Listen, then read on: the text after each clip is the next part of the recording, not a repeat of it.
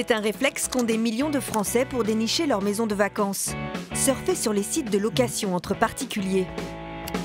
Une villa avec piscine en Corse, une cabane dans les arbres en Ardèche ou une maison bretonne entourée de l'océan. Aujourd'hui, une nuit sur 5 est réservée sur ces plateformes. Comme Abritel, Le Bon Coin, Booking et le plus populaire, Airbnb. En 11 ans, la start-up californienne a révolutionné nos vacances. 17 millions de nos compatriotes ont utilisé ces services l'an dernier. La France est même devenue son deuxième marché mondial. Oui, en tout cas, je suis très content des chiffres français. J'ai hâte de voir le travail que vous faites. Un succès qui bouleverse l'hôtellerie tricolore. On ne peut pas jouer dans la même cour. On ne peut pas jouer contre ces gens. Et qui vide certains centres-villes de ses habitants. Et on fait un contrôle sur l'immeuble, alors je voulais savoir si vous pouvez nous ouvrir. Attaqué de toutes parts, le géant américain riposte. Il cherche à s'emparer d'un nouveau territoire, la campagne. Il lorgne aussi sur un autre business énorme, les activités touristiques. J'adore, je pense que je vais même le porter. Capital vous dévoile ce soir la stratégie du mastodonte américain pour devenir l'acteur numéro 1 du tourisme en France.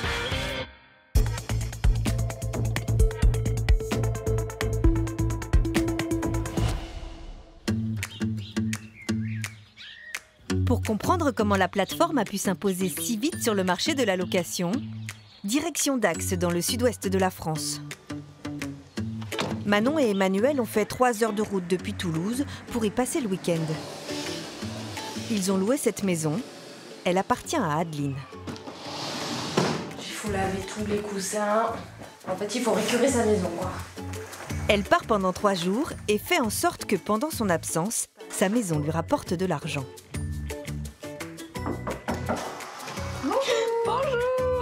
Enchantée. Les Toulousains ont loué son logement via Airbnb. Merci.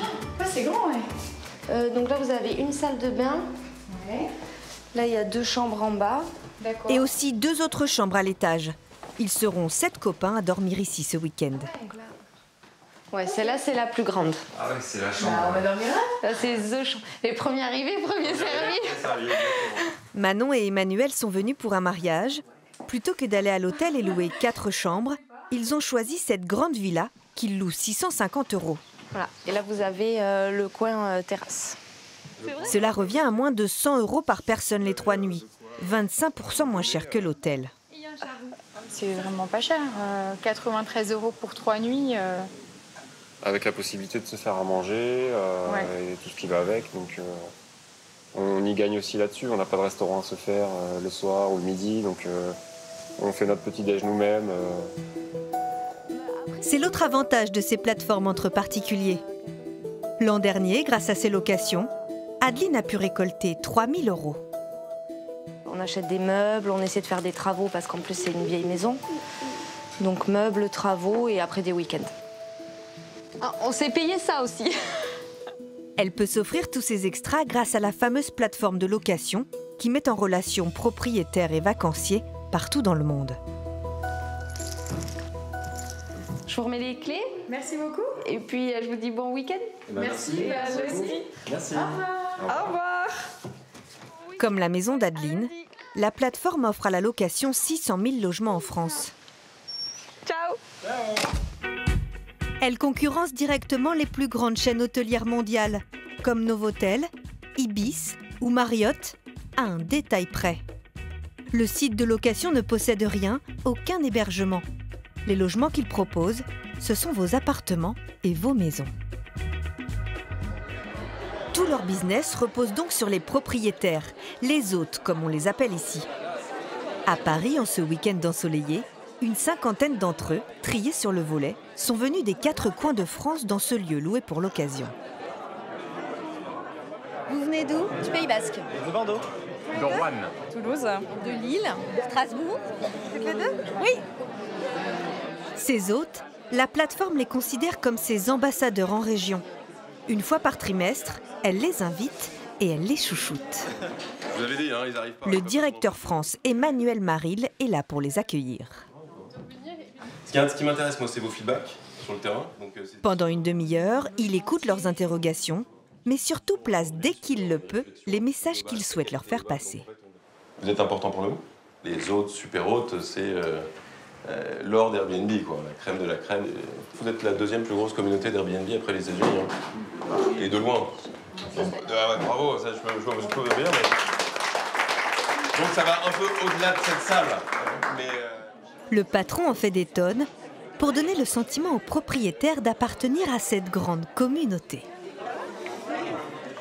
Un peu la famille finalement quand même. Hein. Et donc il faut absolument s'assurer qu'on adhère en permanence avec leurs problèmes, leurs sujets, leurs questions. Et puis aussi de véhiculer des messages, de montrer des jolies campagnes marketing qui ont pu être faites, etc. Ils travaillent gratuitement pour vous. Mais les autres font Airbnb. C'est eux qui accueillent. Je pense qu'ils font plus que travailler pour eux, ils font Airbnb littéralement. Le but, qu'une fois rentrés dans leur région, ces hôtes prêchent la bonne parole. Et le discours semble bien passer.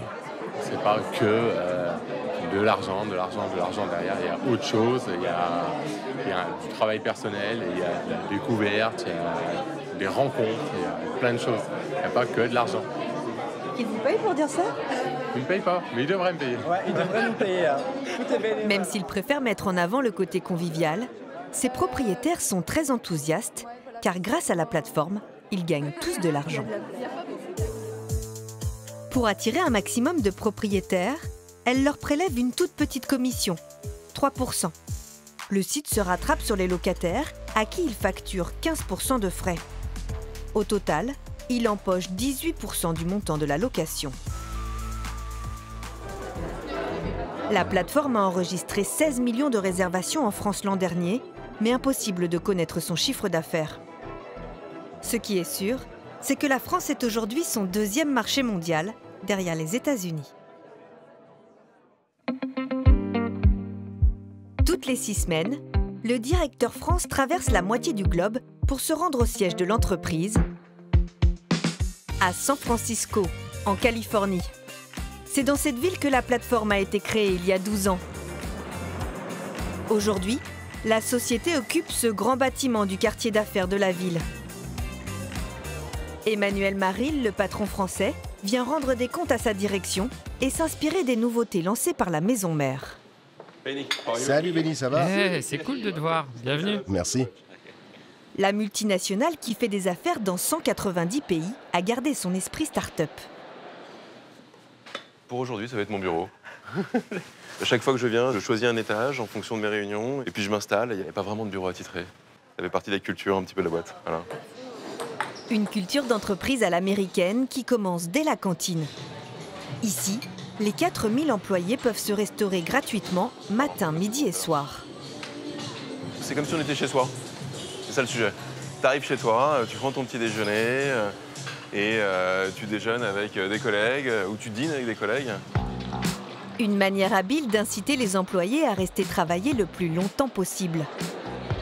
Et pour que Toutou ne s'ennuie pas à la maison, on peut même l'emmener au bureau. La décoration des salles de réunion s'inspire des appartements du monde entier. Il y a le choix entre la reproduction d'un logement parisien, une mini-caravane, ou encore le bureau non pas ovale, mais en forme de donut. Dans cette ambiance en apparence décontractée, la plateforme de location touristique aurait généré un chiffre d'affaires de plus de 2,2 milliards d'euros en 2017. Un succès impensable il y a 11 ans, quand même à le rappeler l'histoire de l'entreprise affichée sur les murs.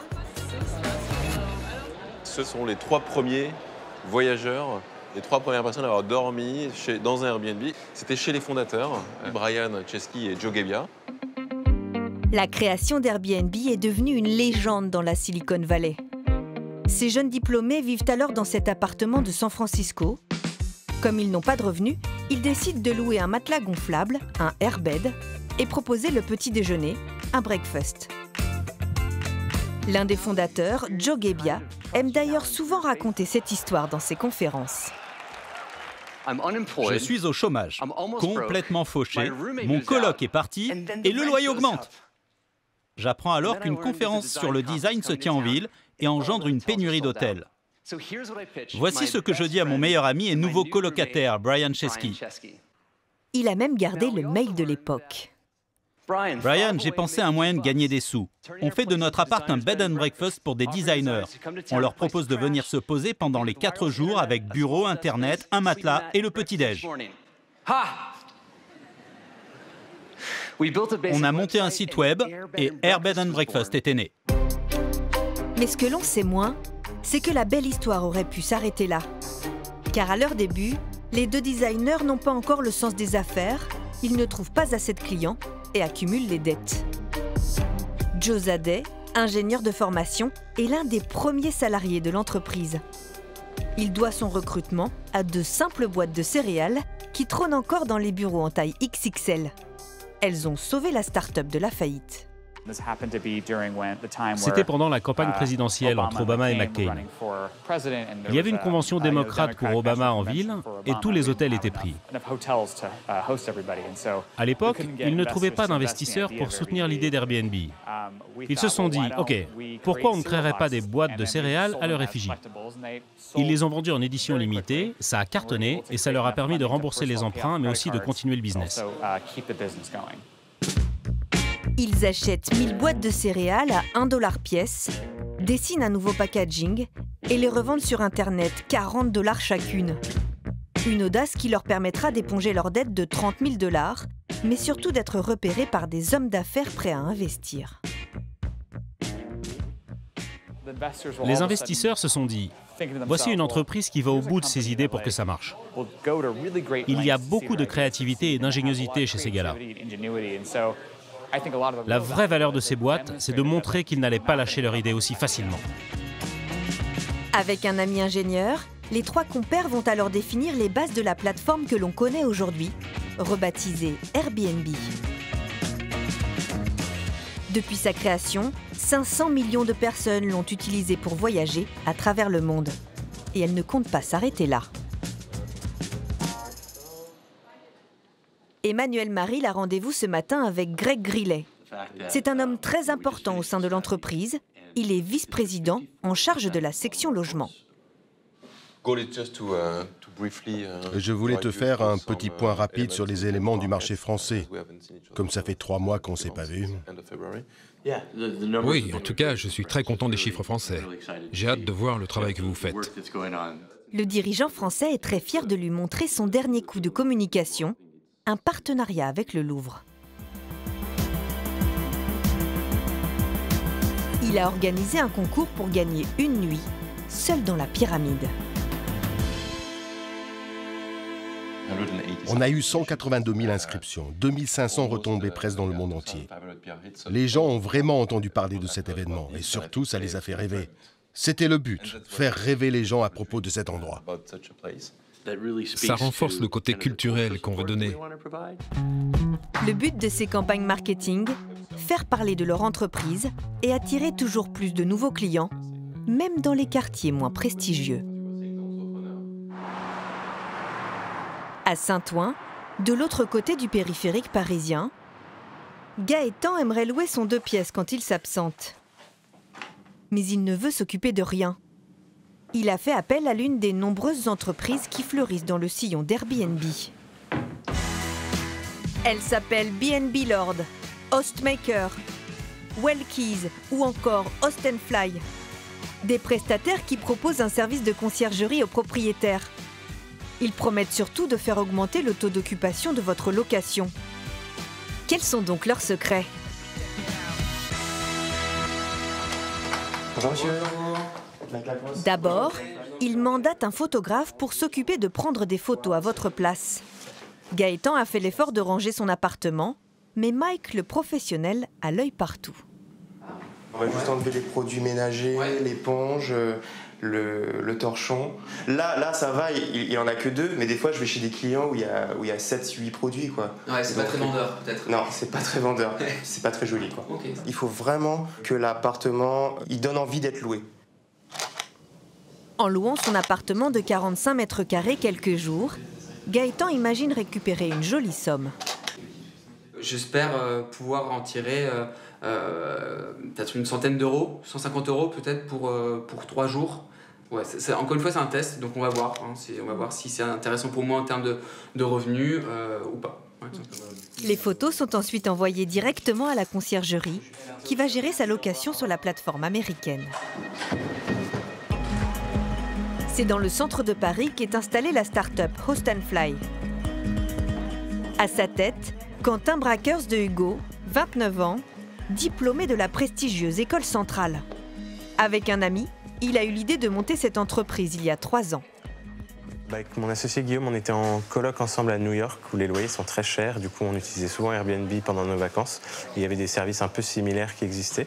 Du coup, quand on est rentré en France en 2016, on a eu l'idée de faire ça à Paris, qui est un des plus gros marchés Airbnb dans le monde. Donc on s'est dit que c'était une bonne occasion de le faire.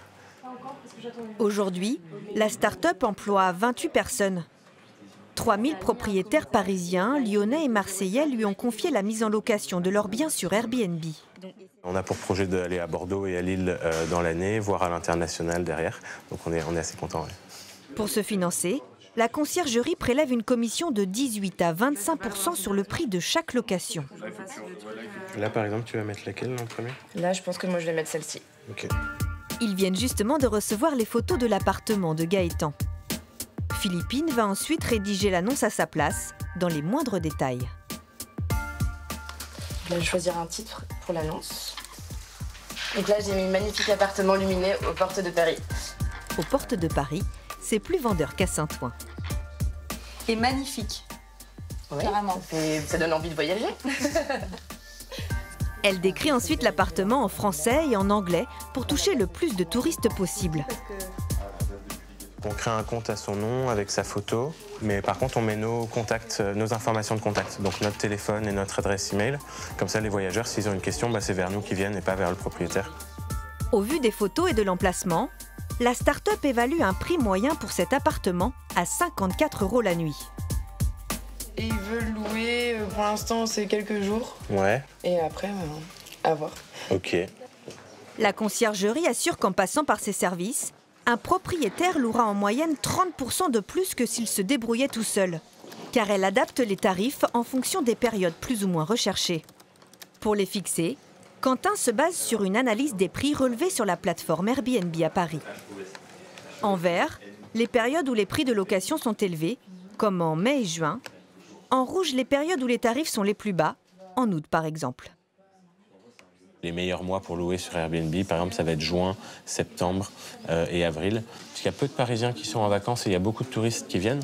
Là où les moins intéressants, ça va être août d'un côté, parce qu'il y a beaucoup de Parisiens en vacances, donc beaucoup d'appartements disponibles sur Airbnb. Et février et novembre d'un autre, parce qu'il n'y a pas beaucoup de touristes à Paris, donc les prix ont tendance à chuter. On n'aurait pas dit ça. Non, c'est contre-intuitif, mais justement, ça concerne. Pour augmenter le taux d'occupation, la conciergerie s'occupe aussi d'envoyer une femme de ménage qui change les draps entre chaque voyageur et nettoie l'appartement. Plusieurs touristes vont donc pouvoir se succéder, même en l'absence du propriétaire. Bilan pour Gaëtan. Son annonce a été mise en ligne 1 semaine seulement avant son départ. Le délai étant très court, sur les 5 jours disponibles, 3 ont été loués. Mais pour cela, la conciergerie a dû baisser le prix. Il n'est plus de 54 € comme estimé au départ, mais de 40,60 €. Côté touristes, ils ont réglé 122 € d'hébergement, 60 € de ménage, 31 € de commission Airbnb, soit un total de 213 €. Gaëtan, lui, a touché 122 € de frais d'hébergement, moins 6,55 € de commission Airbnb, moins 26 € de commission Host & Fly. Au total, il a perçu 86 € pour 3 jours de location. Gaëtan espérait pourtant gagner 150 € en mettant son appartement sur Airbnb. Il ne s'attendait pas à une telle différence. Ouais, alors après ça fait partie peut-être du jeu. Encore une fois, ça fait partie aussi de voilà, j'ai service de conciergerie, donc j'ai rien fait. Ils ont tout fait à ma place. C'est peut-être aussi le prix à payer pour justement ne pas avoir à faire grand-chose pour louer son appartement. Gaëtan est tout de même satisfait. Il a prévu de remettre son logement en location lors des prochaines vacances. Mais pour bien louer son appartement, encore faut-il être bien placé en tête des annonces. Imaginons que vous souhaitiez partir en vacances à Montélimar dans la Drôme. Une nature préservée, des villages typiques, un ensoleillement record, la Drôme provençale fait partie des destinations recherchées par les touristes l'été sur la plateforme californienne. Sur le site, vous tomberez sur plus de 300 annonces. Celles de la page d'accueil sont les plus regardées. Elles captent donc la grande majorité des réservations. Alors, comment font ces propriétaires pour figurer en première page? À Montélimar, l'un d'entre eux a bien compris comment figurer en haut du classement. Pierre est ingénieur. Il possède 4 studios comme celui-ci. Donc nous sommes ici dans un studio, un des studios que je loue en location courte durée.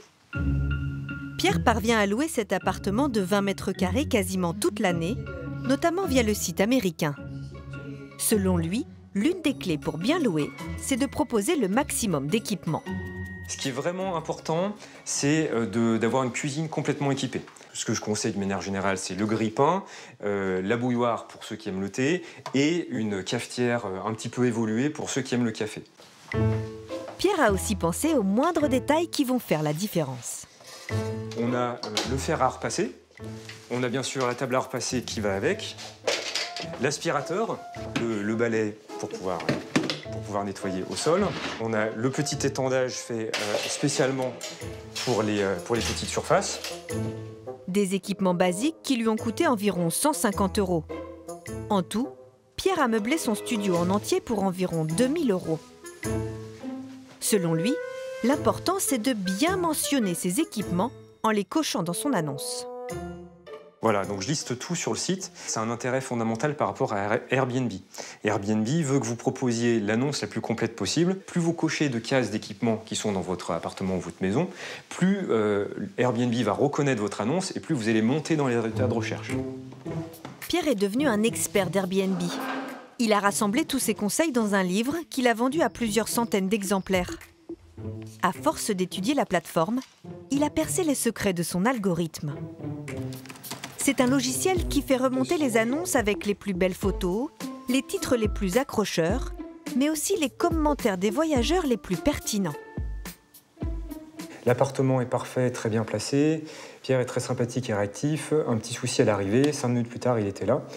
Airbnb va vraiment privilégier le fait que vous ayez des excellents commentaires parce que ça va mettre en avant la qualité du service qu'ils proposent. Il suffit de se mettre un peu à leur place. Qu'est-ce qui les intéresse? Ce qui les intéresse, c'est que vous fassiez un maximum de réservations par Airbnb pour qu'eux, ils aient un maximum de commissions. Pierre sait même comment tromper l'algorithme et se faire bien voir de la plateforme.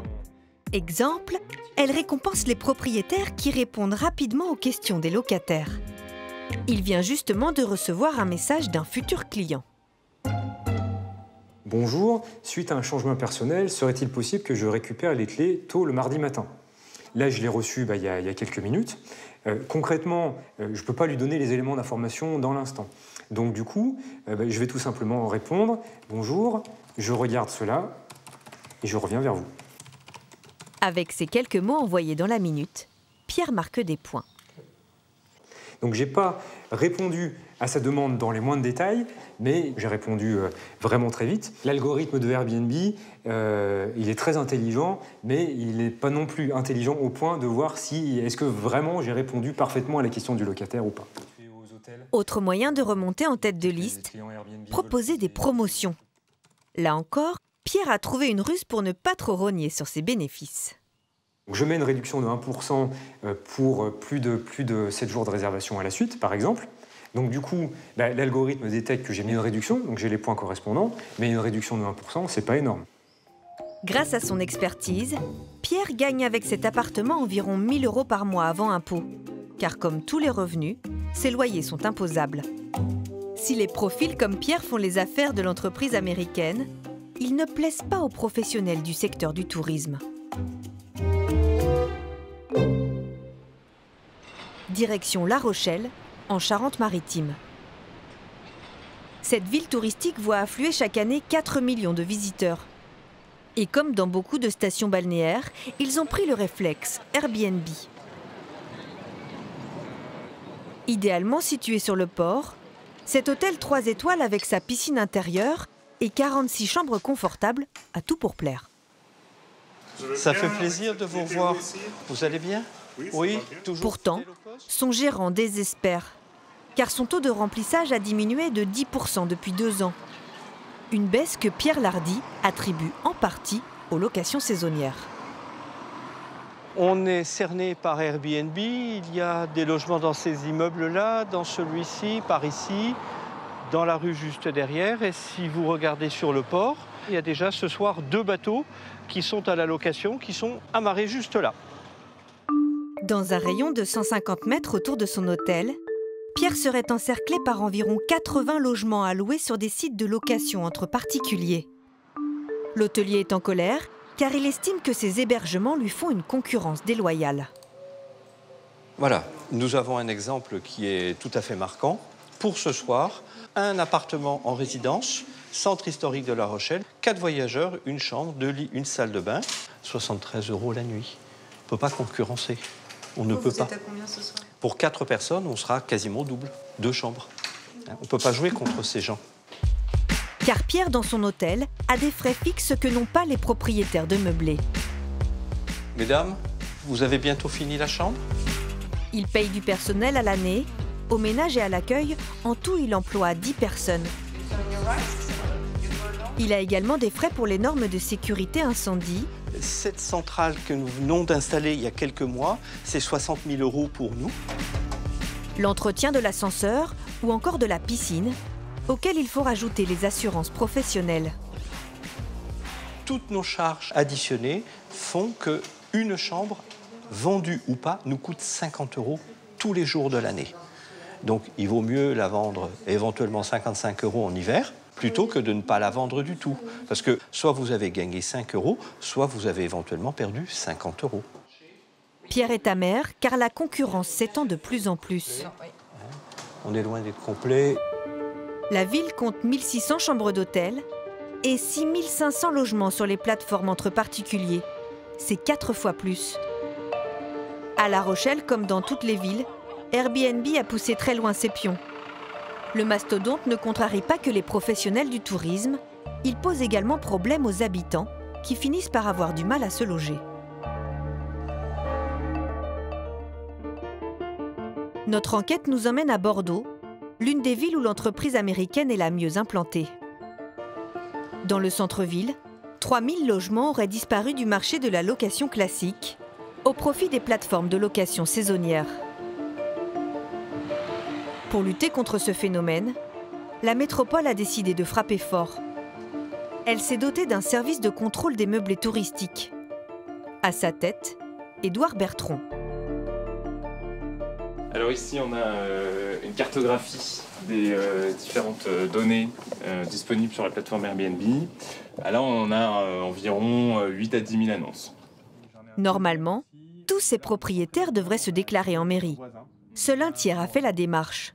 Les autres n'ont peut-être pas envie d'être repérés, car depuis l'année dernière, la réglementation locale s'est fortement durcie. Un logement est destiné à un habitant et ne peut pas être loué en location saisonnière.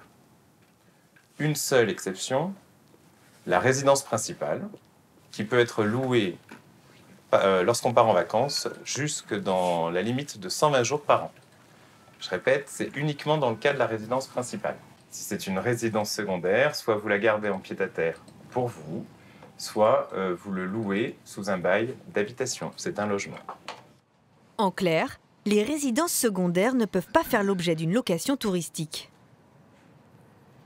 Pour ces propriétaires, la métropole bordelaise a toutefois prévu une dérogation, le changement d'usage avec compensation. C'est très simple. Si un propriétaire loue un appartement à des touristes, la ville estime qu'il enlève un logement aux habitants.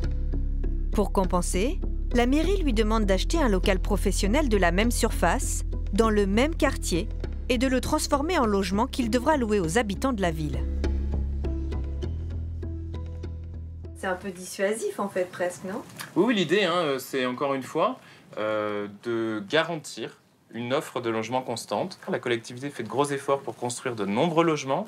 C'est pas pour qu'ils soient siphonnés derrière par une activité plus lucrative qui attire les investisseurs.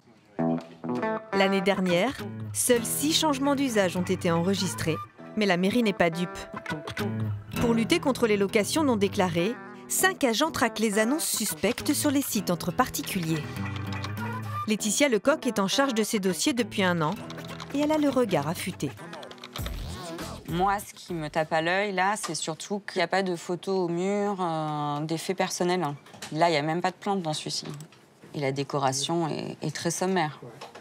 On dirait un catalogue. Ça nous laisse à penser que ce n'est pas la résidence principale d'un occupant. Autre élément suspect pour Laetitia, le nombre élevé de commentaires. Donc ça fait 14 pages de commentaires. On en a sur tous les mois de l'année 2019. Et 2018, c'est pareil. Elle vérifie enfin les plages de réservation proposées. Le calendrier est ouvert à la réservation sur les 6 prochains mois et même jusqu'en 2020. Une personne qui le laisse ouvert à la réservation sur toute l'année, on peut supposer que c'est pas sa résidence principale. Après un premier repérage au bureau, Laetitia et son collègue Étienne Portolan partent confirmer leurs doutes sur le terrain. Aujourd'hui, ils souhaitent vérifier à l'improviste 5 appartements suspects, tous situés dans le centre-ville de Bordeaux.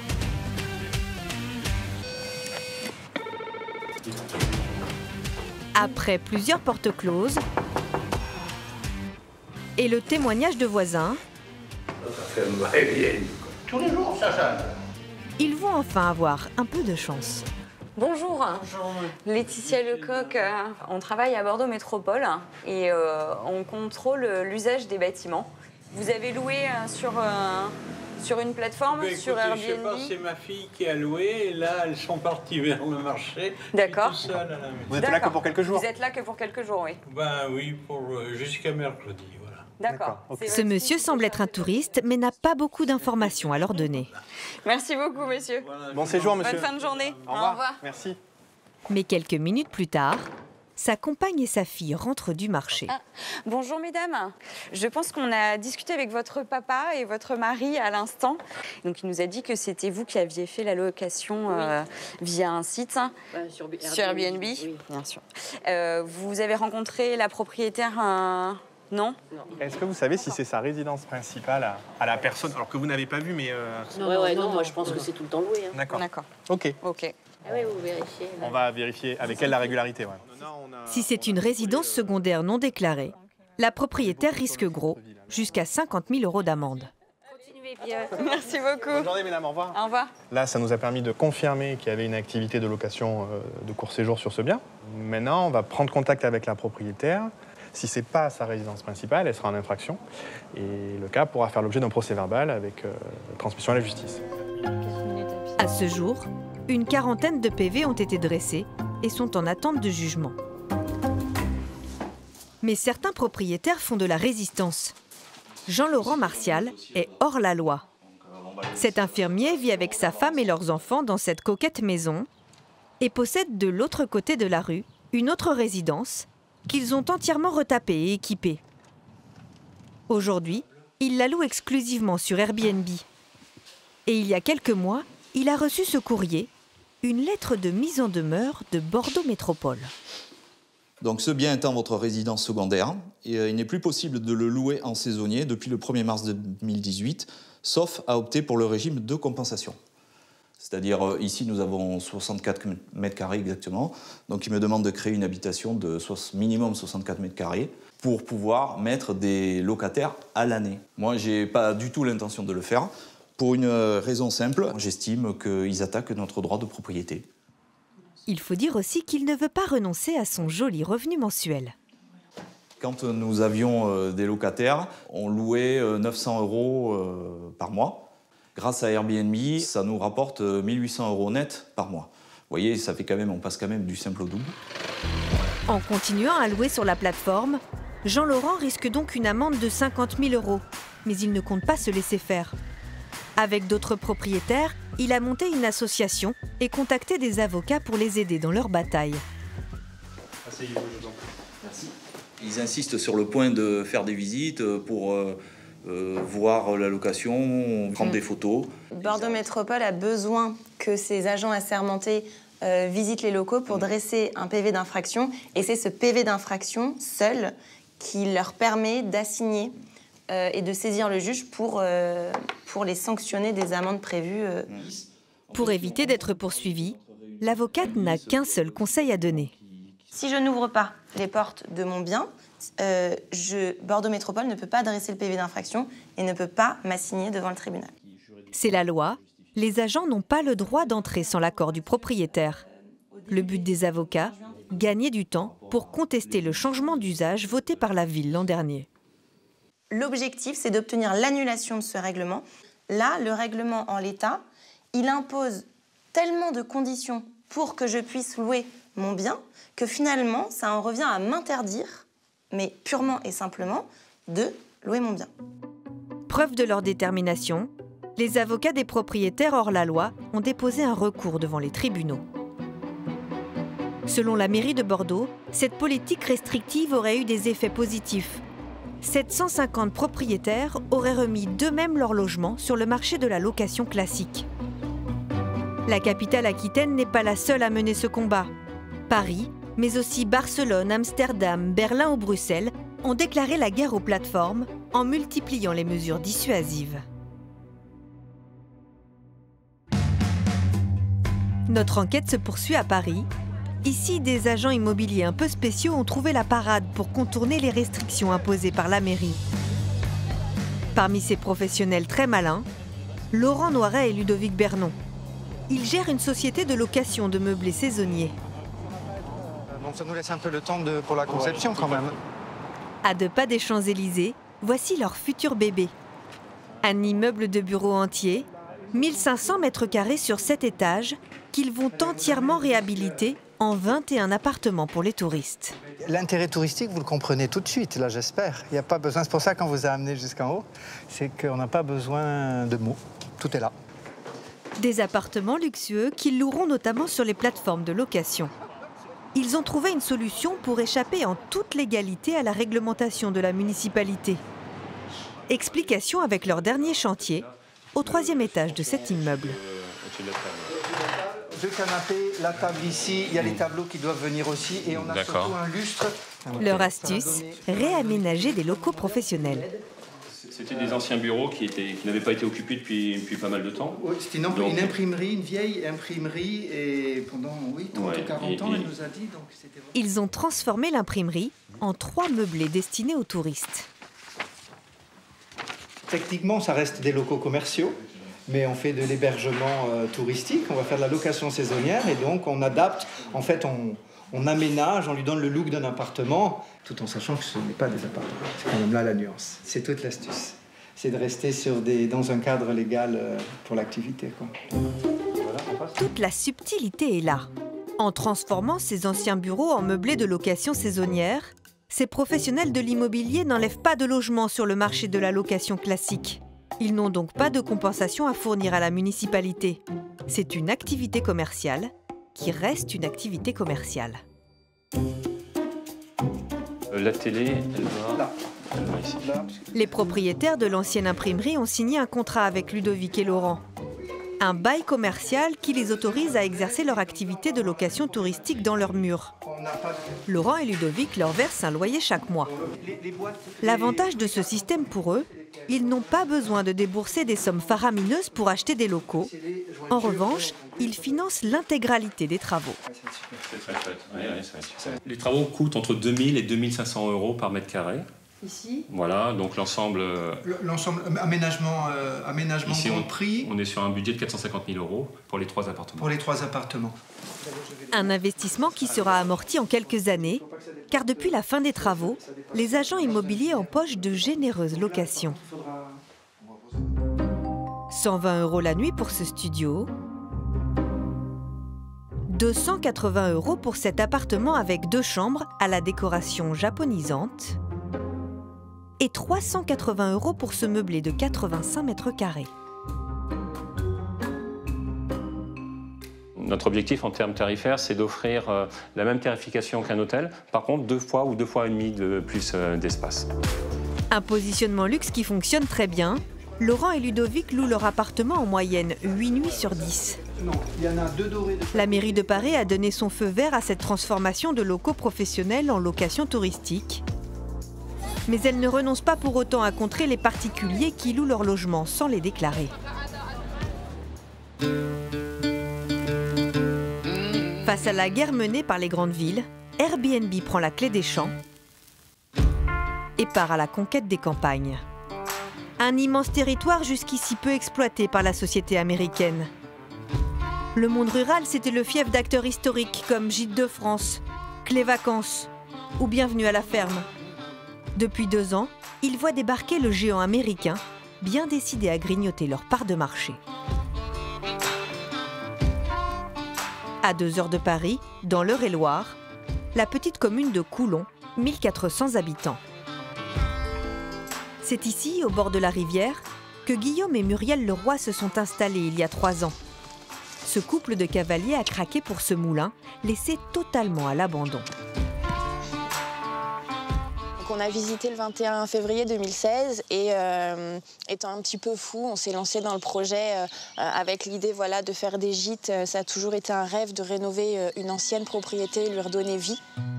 Pour financer leur projet, ils ont retapé un gîte de 4 couchages, mais aussi construit 2 logements insolites. Comme cette cabane en bois et plastique au bord de la rivière, louée entre 135 et 155 € la nuit. Ou encore cette tente suspendue dans les arbres. Ah là là, qu'est-ce qu'on est bien. À 100 € la nuit tout de même. Pour les louer, Muriel et Guillaume n'ont pas voulu passer par un acteur traditionnel comme Gîtes de France. Ils ont préféré la plateforme américaine. C'est vrai qu'Airbnb correspond plus à la clientèle qu'on souhaite toucher, puisque c'est nous, du moins les voyageurs qu'on a reçus, c'était des personnes entre 25 et 45 ans, donc très connectées, très modernes et correspondant très bien aux gîtes qu'on propose, qui sont des gîtes atypiques. Grâce à ces locations, le couple loue ses gîtes tous les week-ends et empoche près de 3 000 € par mois. Leur commune n'a pas cherché à freiner leur business, contrairement aux mairies de Bordeaux ou Paris. Il y a simplement un document CERFA à compléter, à adresser à la mairie. C'est simplement déclaratif, simple. La mairie vous retourne et sur cette base-là, vous avez le droit à ce moment-là d'ouvrir votre établissement. C'est la condition d'entrée et seulement déclarative. Et vous avez dû payer pour ça ? Non, absolument pas. En milieu rural, les municipalités voient plutôt d'un bon œil l'arrivée du géant américain. À une demi-heure de là, à Chartres, le président du conseil départemental, Claude Terwinard, a même déroulé le tapis rouge à la société américaine. Bonjour Carole. Avec Carole Rossi, qui travaille à l'Agence régionale du tourisme, il a signé un partenariat avec la plateforme il y a 2 ans. C'est bien la petite étude là que tu as faite. Donc les offres Airbnb aujourd'hui, ça représente 90 000 nuitées accueillies sur le département. On a multiplié par 3. Par 3 le parc d'hébergement sur Airbnb avec plus de 600 hôtes actifs. Donc c'est vraiment très impressionnant. Une aubaine pour ce département rural, jusque-là peu attractif, qui voit depuis quelques années les touristes affluer grâce à la plateforme. Il consomme le touriste. Il consomme, il va visiter les monuments, il va visiter les musées, etc. C'est un consommateur. Vous, en fait, vous ne barrerez pas la route à l'expansion d'Airbnb. Ah ben non, au contraire, nous, on veut le favoriser. Plus il y aura à la campagne d'hôtes, mieux ça sera. Évidemment, à Paris, on les chasse comme des malpropres. À la campagne, on les accueille les bras ouverts. Pour nous, c'est une bénédiction. L'offre rurale représente aujourd'hui 20% des annonces Airbnb en France. La plateforme ne compte pas s'arrêter là et prévoit à terme de doubler ce chiffre. Mais comment cette nouvelle concurrence impacte-t-elle les acteurs historiques de la location saisonnière ? Laetitia Marion travaille pour Gîtes de France en Mayenne, un département rural où l'arrivée du site américain a bouleversé le marché. Dans notre région, ça a été un petit peu un raz-de-marée. En quelques années, on a senti sur nos propriétaires, sur les vacanciers, on a eu une baisse. On a eu quelques propriétaires qui sont partis. On en a perdu une vingtaine sur la première année, alors qu'on a 300 hébergements à peu près. Donc on ne pouvait pas rester comme ça. Pour se distinguer de cette concurrence, l'association met en avant ce qui a fait sa réputation pendant des décennies, son système de labels. Chaque gîte doit être validé avant d'être mis en location sur le site. Ce jour-là, Laetitia et une bénévole de l'association viennent contrôler une maison. Ça y est, vous êtes prêts? Elle appartient à ce couple qui souhaite la louer à des vacanciers. J'aimerais revoir globalement l'ensemble du gîte. Elle note la décoration, teste la literie. Donc on vérifie la qualité. Donc effectivement, là on a une excellente assise. Mais elle est surtout vigilante sur la sécurité. Pour nous, c'est très important. C'est là qu'il y avait les barreaux? Il y a toujours les barreaux. Eh bien, c'est super, très bien. Et puis là, c'est bien maintenu. On est bien. En revanche, dans le jardin, quelques éléments sont selon elle à améliorer, comme le futur hangar à vélo. On n'ouvrira la location que dès lors que tout ça sera sécurisé en fait. Donc Si, c'est pas encore. là non, là on peut pas louer avec ça. Vous imaginez des enfants, là on se coupe, enfin moi on le voit tout de suite. Là il y a des risques avec le bout de bois, ces morceaux de fer qui dépassent. Les travaux devraient être terminés dans 15 jours. D'ici là, Laetitia préfère rester prudente. S'il y a des soucis, les clients se retournent contre nous et on se porte garant quelque part de la sécurité des vacanciers. Et vous êtes responsable? Alors, la personne responsable, s'il y a un accident, ce sont les propriétaires parce qu'ils ont contracté une assurance comme quoi ils sont loueurs de meublés de tourisme. Ça, vous le vérifiez aussi? Oui, ils nous donnent une attestation. Mais on est dans notre rôle de les assister, de leur dire attention à tous ces points-là. Et puis s'ils ont un souci, on les accompagne. Donc, on est toujours impliqués. Cet accompagnement par l'association a bien sûr un coût pour les propriétaires. Pour louer par son intermédiaire, les propriétaires vont débourser 200 € pour la labellisation, 187 € d'adhésion annuelle, plus une commission de 7 à 14% sur les réservations. S'ils étaient passés par la plateforme américaine, ils n'auraient eu aucun frais de labellisation, pas d'adhésion annuelle, seulement une commission de 3% sur les réservations. Si les propriétaires sont prêts à payer plus, c'est pour bénéficier de cet accompagnement que ne propose pas le site américain. C'est rassurant pour tout le monde. Pour nous, parce qu'on loue un bien et on est encadré, et puis aussi pour ceux qui vont venir ici en vacances, ils savent que c'est sérieux. L'association française s'assure que les vacanciers seront reçus dans des maisons répondant aux normes de sécurité. La plateforme américaine offre-t-elle les mêmes garanties? Quand on réserve sa maison de vacances, on se fie surtout aux photos. On n'imagine pas toujours ce qui se cache derrière. Laurent Ozana en a fait l'amère expérience. Il y a 3 ans, ce père de famille loue sur la plateforme américaine une maison pour passer 4 semaines de vacances dans les Baléares. On tombe sur une annonce qui, en espagnol, dit la maison est parfaite pour les enfants. Et c'est pour cette raison, précisément, qu'on choisit de s'arrêter sur cette maison.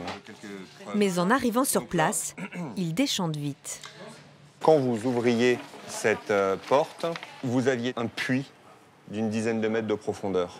Vous aviez sur le toit terrasse, vous avez des tiges filetées. Et oui, il y a aussi les bonbonnes de gaz au soleil, évidemment. Hein, ça manquait. Le lendemain de leur arrivée, un accident dramatique se produit. Mon fils aîné jouait dans la piscine.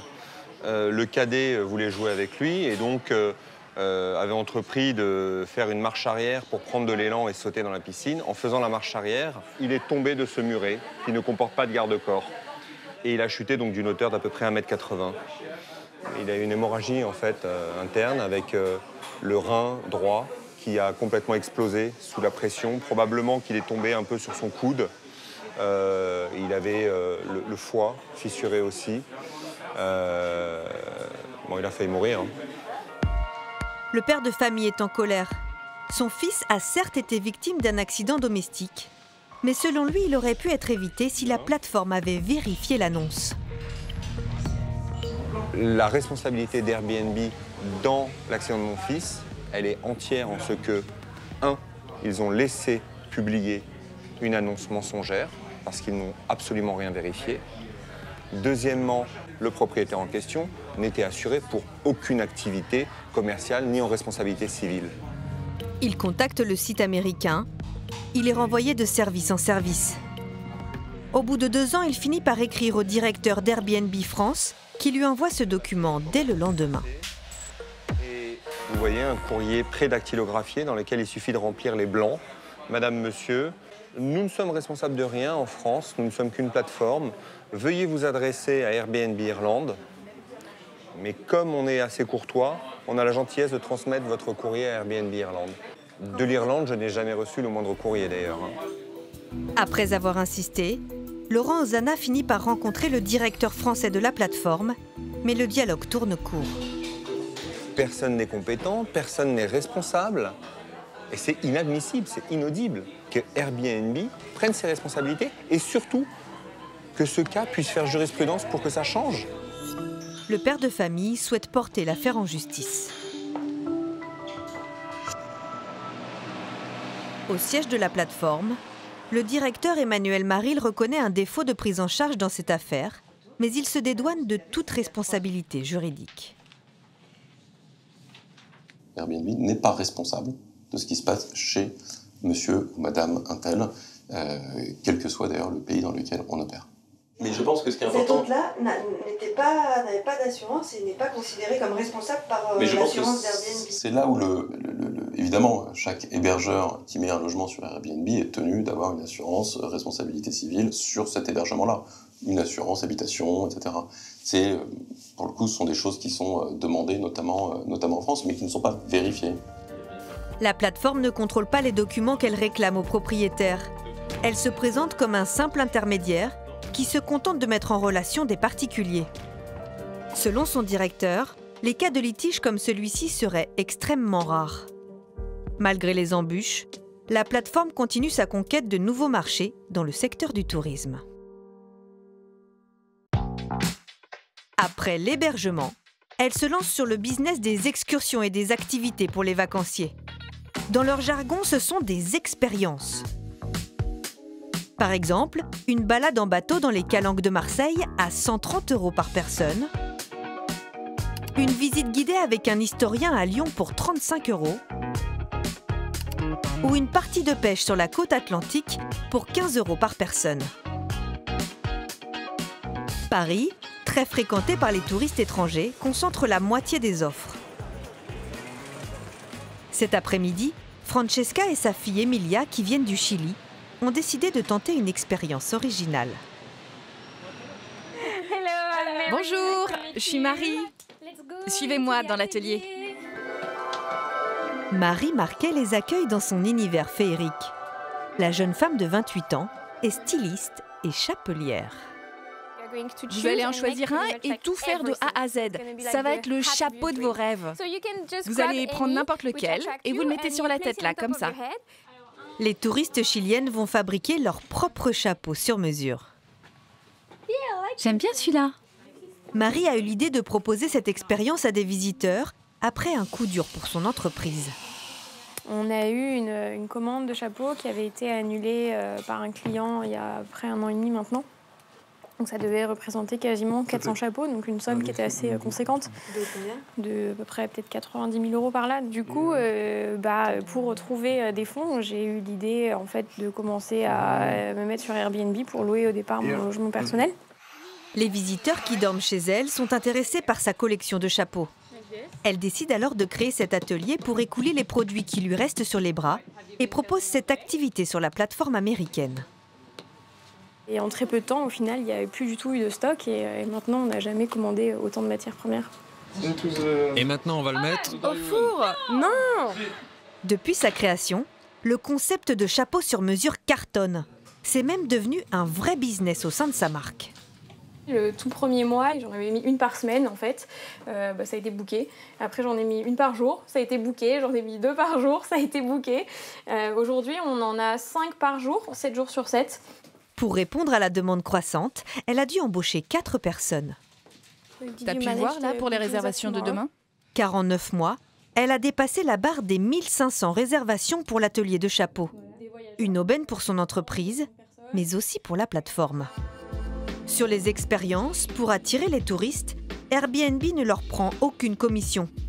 En revanche, il prélève 20% à celui qui a conçu l'activité. C'est presque 7 fois plus qu'à un hôte qui loue son logement. Une commission à laquelle la chapelière consent, car la plateforme lui amène beaucoup de touristes. Et à 95 € par personne, l'expérience vaut le coup pour Marie. Une fois que vous avez enlevé la commission et les taxes, il reste 60 € et on ne parle pas du staff, des matières premières, etc. Il vous reste combien une fois le staff, les matières premières enlevées, tout ça? Non, ça je peux pas vous dire. Selon nos calculs, elle récupérerait entre 20 et 30 € par chapeau. Dans l'atelier, Francesca et sa fille apportent la touche finale à leur couvre-chef. J'adore! Je pense que je vais même le porter. 2 ans après leur lancement, les expériences connaissent une croissance exponentielle, 25 fois plus rapide que celle des logements. Merci beaucoup. Au revoir. Airbnb voit toujours plus grand. Après le logement et les loisirs, le géant américain du tourisme aimerait se développer sur le secteur du transport.